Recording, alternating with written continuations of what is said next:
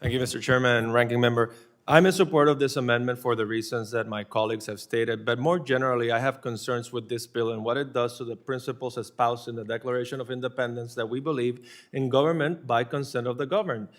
D.C. has home rule. D.C. deserves that we protect, that we respect, that we uphold its autonomy and self-government.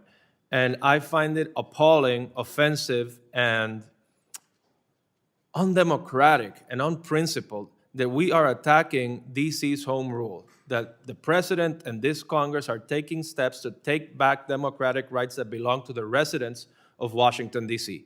This is a matter of special importance to me because I believe in upholding the autonomy and self-government of the territories and commonwealths of the United States.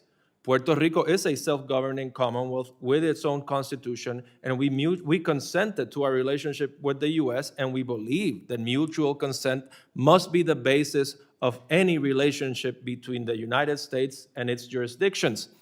And D.C. has a particular obstacle. D.C. is subject to encroachments of its home rule without being able to vote for elected representatives in the House and Senate. And how do you address that shortcoming from our Constitution 250 years ago, which did not envision D.C. would become the metropolis it is today? Well, you work around that limitation by giving places like D.C. or the territories and commonwealths more self-government to compensate for their lack of federal participation and voting rights. But what we're doing here is the exact opposite. We are taking away their self-government, we are taking away their autonomy while not giving them more power and more participation in federal decision-making. And that is unfair. So on behalf of, thank you.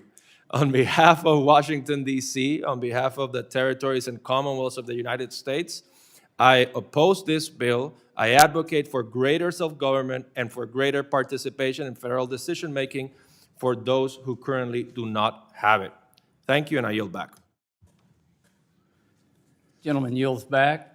Mr. Stauber, you're recognized. Mr. Speaker, I yield my time to Representative Gosar. So would the gentleman go back in the Constitution and look at the place of central government, that not to ever be a state because it would have undue influence over itself? So would you agree with that one?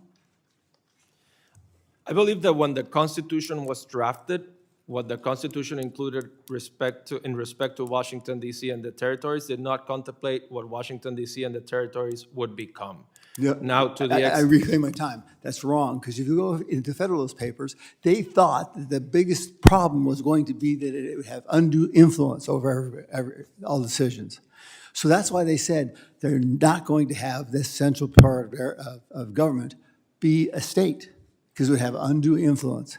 So if you go back to the Federalist Papers, that argument doesn't follow. And well, first of all, I'm not advocating for D.C. statehood. I'm advocating for respect to its home rule. No, If the people of D.C. want more self-government to compensate for their lack of federal rights, I think Congress, at the very least, should uphold the self-government it currently has, but it should also be respectful to their wishes. Now, when the Constitution was drafted, I do not think the framers envisioned Washington, D.C. becoming a city of close to 1 million residents.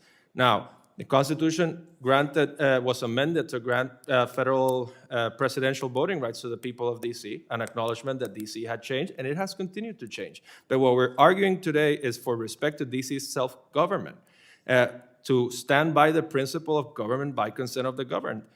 I think the Constitution had a purpose in the late 1700s with respect to Washington, D.C., but I do think that the founders, in the spirit of the founders, would be to respect the people of D.C.'s right to self-government. I I yield back.